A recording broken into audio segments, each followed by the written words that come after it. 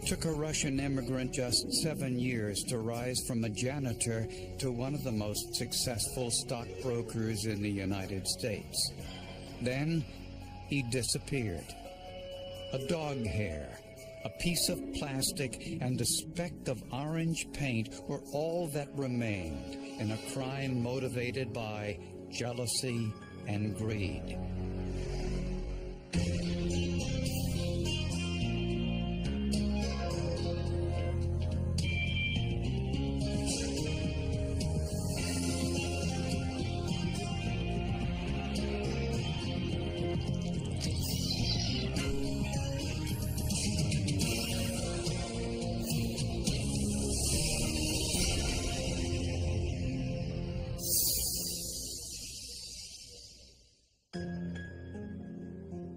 In the 1970s and 80s, people living in the former Soviet Union faced a life of hardship and despair.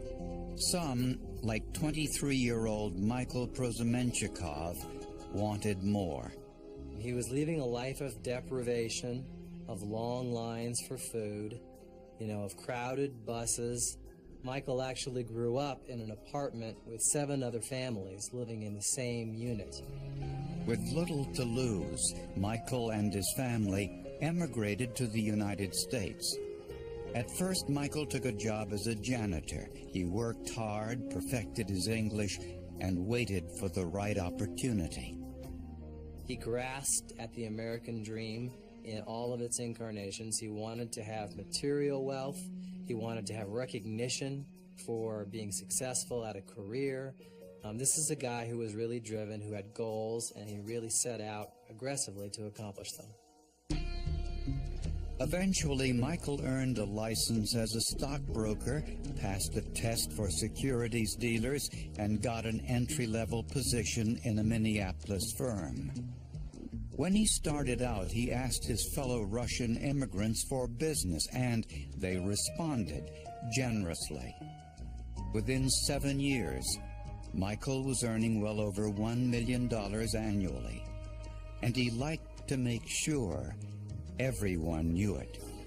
And tell you the truth, a lot of people didn't like him because he was making such approach, like, oh, I am, big shot, whatever. I drive a Mercedes, big deal, I drive Mercedes too, but who cares? On January 28, 1991, Michael told his wife he'd be working late, but he never came home. I said, Michael didn't come home last night. And my wife turned to me right away and she said, I bet he's dead. Police found Michael's car in the parking lot of Lake Minnetonka, just a few blocks from his office. A police officer actually saw the Mercedes parked there around midnight that evening also, which was unusual. It's an isolated beach, a very cold January evening, and here's this Mercedes sitting there at the beach. Michael's briefcase was on the front seat. There was no blood in the car, or any sign of violence. Investigators found what appeared to be blood on the frozen surface of the lake a few hundred yards away. The tests on the stain were inconclusive. 2 days passed. Then, a workman at a city compost pile saw a flock of crows hovering around some discarded Christmas trees. And I looked in there, and it was quite obvious. It was a bent section of a human leg all the way up to the hip. I just thought, wow, this guy must have been a pretty big guy. Investigators also found a human torso. The head and the hands were missing, so it looked like someone was trying to get rid of anything that could be identified as far as identifying the body. But they did find the end of a fingertip. When police ran the fingerprint, they discovered it matched the fingerprint of Michael Prosemenchikov's brokerage license. Law enforcement theorized that Michael may have been targeted because he was a Russian immigrant, so they urged caution. Then the FBI called me and said, please do not come to the funeral. And I said, well, why? Well, the word is that you're a friend of his. Whoever did this could shoot you at the funeral. So don't come to the funeral. And I thought, wow. Investigators took this unusual step because they had no idea why Michael was murdered. But they did know he had plenty of enemies. In the search for Michael Prozomenchakov's killer, investigators didn't have to look far for suspects. Although Michael made a lot of money for himself as a stockbroker, not all of his clients liked the way he did it. Zena Sherrill says she gave Michael $20,000 but told him to invest only in stocks that she chose. I came to him and I said, this is the deal. You do not touch it. This is whatever you do what I tell you not to do. He said, yes. Almost immediately, Zena realized Michael was buying and selling stocks in her account without her permission. I had a bill from the company that I owe them almost like $8,000 or $10,000 for commission buying and selling. So I went to his company and I said, Mike, look, this is wrong. In the brokerage business, that's called churning the account, buying and selling stocks in a customer's portfolio for the sole purpose of generating commissions. Other clients alleged that Michael promised returns of 18% a year in order to get their business, a practice that's illegal in many states. Michael, he crossed a lot of bridges. A lot of illegal things was done. Investigators also learned that Michael didn't always pick good stocks. For example, he bought shares in Texas Air for many of his clients at $48 per share. In a matter of weeks, it fell to $15. I would say most of the people we had talked to that had lost money were really not that upset that Michael had disappeared or that he had been murdered. We even had several people that said they wish they could have done it. On the night Michael was reported missing, his wife said he called her around 8:30. He said he was with a client and was working late. She also said Michael asked her for his supervisor's home telephone number. In phone calls to his wife that night, he spoke Russian, which she considered unusual. Michael did not like to speak Russian in front of American clients. He considered it rude. You'd only speak Russian in front of some other Russian. She just assumed that whoever he was with was some other Russian. Later, Michael called his boss at home with an unusual request. He was asking for money, $200,000, that he said he needed to raise for a client that night. This, of course, put everyone on their guard, because to get a call from a broker at night seeking $200,000 is highly unusual. Michael said his client was leaving town early the next day and needed the money immediately. Naturally, Michael's boss said no. He just said, it's not that we're unwilling to come up with the $200,000, but we certainly aren't going to be able to come up with it tonight. And Michael's boss said that he made a strange reference to a boat. What he said was, didn't you tell me that your father gave you $200,000 to buy a boat, to help you buy a boat? Well, his supervisor hadn't told him anything like that. And his supervisor later concluded and later told the police that he suspected that Michael was trying to send an alarm of some kind by reminding him of a conversation that had never happened. The medical examiner believes that Michael was killed later that night. It's difficult to be precise, but because he wasn't completely frozen, I didn't think he'd been out there longer. Police found Michael's torso, his legs, and a piece of his finger. On the tarp with the torso, investigators found a single black hair. It was very fine and had kind of a crimped appearance to it. It's not indicative of a human hair. Microscopic examination revealed it was a dog hair.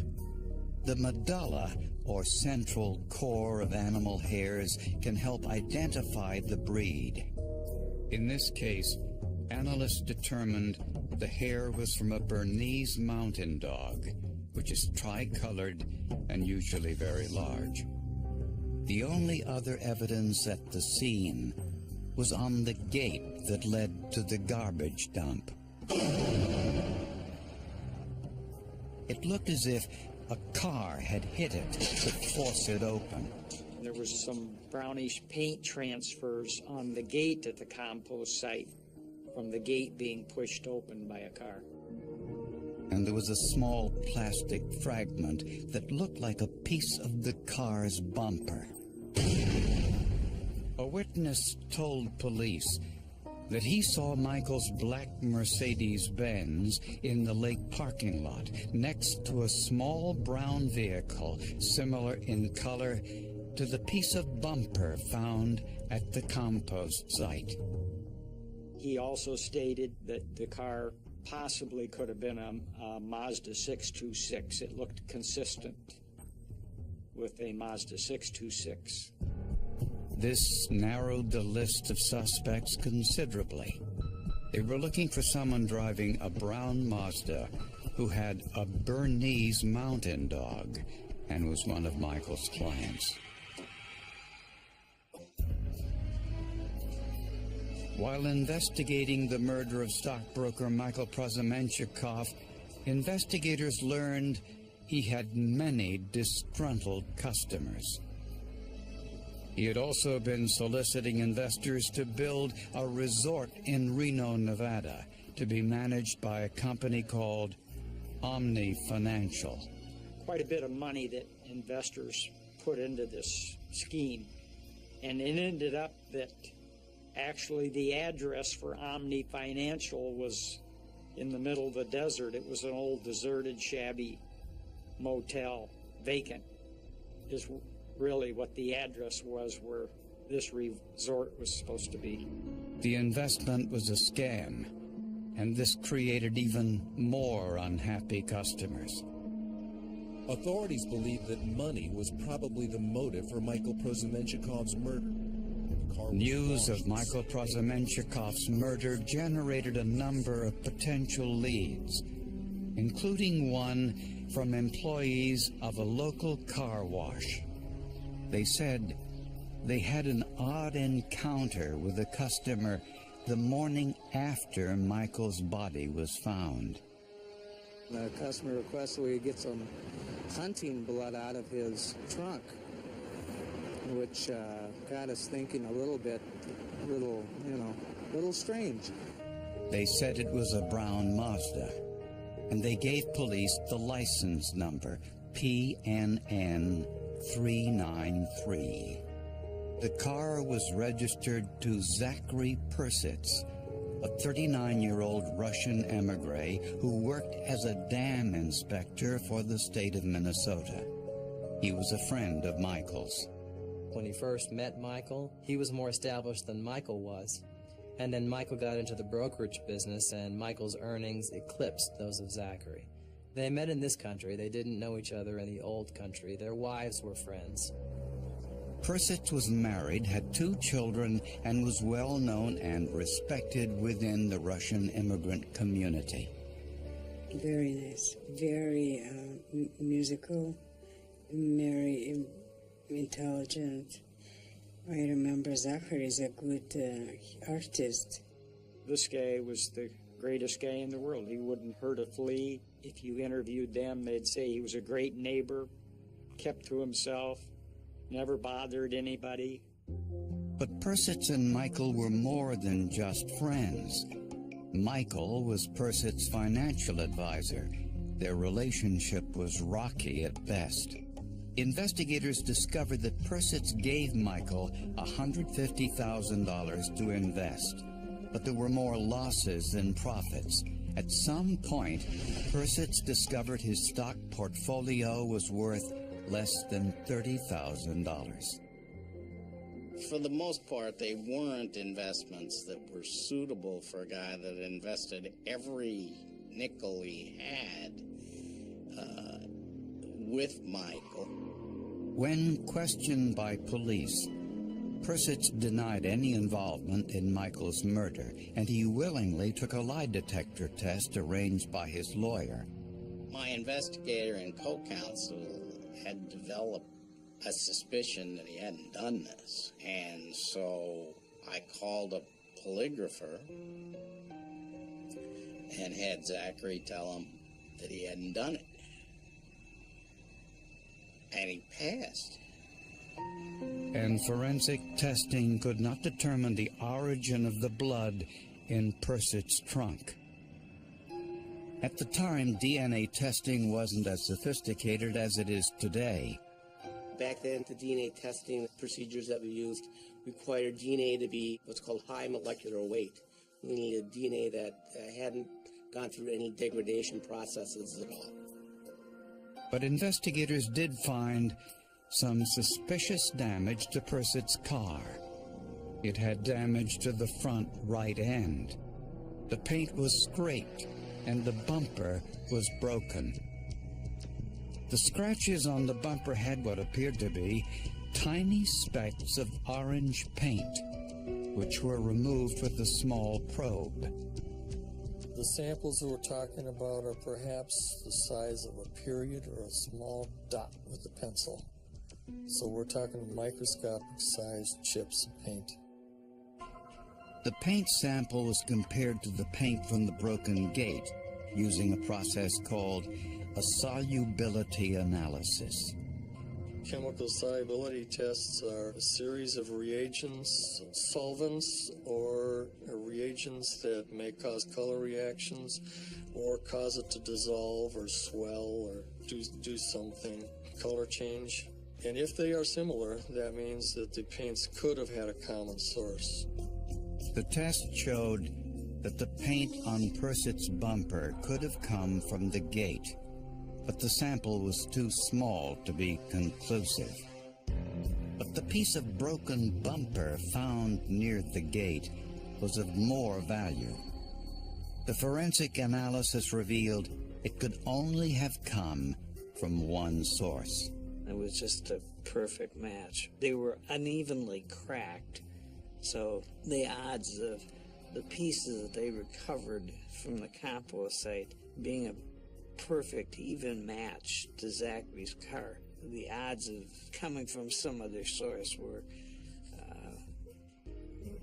so amazing that they just decided this had to have come from Zachary's car.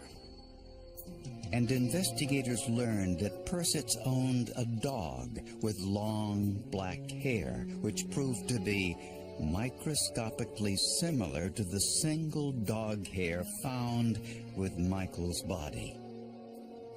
Finally, investigators sprayed the inside of Persitz's car with luminol. It revealed evidence of a gunshot. It looked like stars. There were hundreds of spots on the roof of the headliner of the car, which would have been consistent with a high-velocity mist if someone gets shot in the head. This indicated that Michael was sitting in the driver's seat of Persitz's car when he was killed.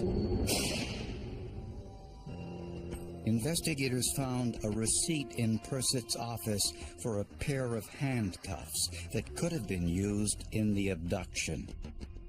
mean, they had the receipt, they had the guy that he bought them from. Zachary Persitz was arrested and charged with first-degree murder. Even his lawyer acknowledged the strength of the prosecution's case. Trying this case was like being a human punching bag.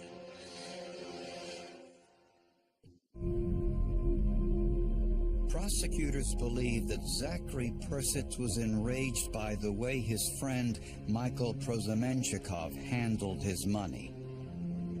He watched his $150,000 dwindle to less than $30,000. He came upon hard times. He was not going to be able to pay the tuition for private school. He was not going to be able to make his mortgage payments. And that's where the dynamics of Zachary Persitz began to change. He was unable to stand the pressure of seeing all of his dreams vanish. At the same time, Zachary Persitz saw that Michael was living quite well on the commissions generated from all the stock transactions. Zachary's wife oftentimes would compare their lifestyle to Michael's lifestyle, saying things like, Michael has a big house, why don't we have a big house? Michael has a Mercedes, why don't we have a Mercedes? And on and on. Prosecutors believe Persitz wanted revenge. The evidence suggests Persitz set up a meeting with Michael after work. They met in the parking lot at Lake Minnetonka. Once there, Persitz threatened Michael with a gun and demanded his money back with interest. So Michael called his boss at home, asking him for $200,000, but his boss refused.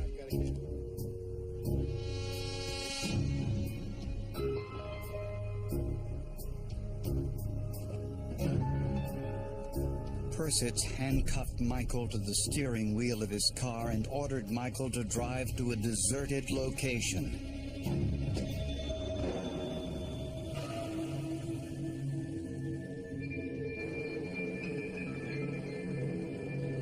And then killed him. Persitz put Michael's body in the trunk and drove to the compost site about 60 miles away. Persitz broke through the gate with the car's bumper, leaving a small piece behind. After dismembering Michael's body, Persitz wrapped the torso in a tarp. Unbeknownst to him, a single black hair from his pet dog was on the top. The rest of Michael's body and the gun have never been recovered. He thought he could pull off this homicide and not get caught because he had it all planned out, and he didn't realize how tough it is to hide trace evidence, forensic evidence. It's always going to be there. Zachary Persitz pled not guilty by reason of insanity. The jury, however, rejected that and found him guilty of first-degree murder. He was sentenced to life in prison. For Michael Prosemenchikov, the American dream had turned into a tragedy. But the trail of evidence left no doubt who was responsible. The forensic evidence was the case. The investigators did an overwhelming and professional job. The old expression is, if you think you know how to commit the perfect crime, there are 50 ways to it up. And you're a genius if you can figure out 25 of them.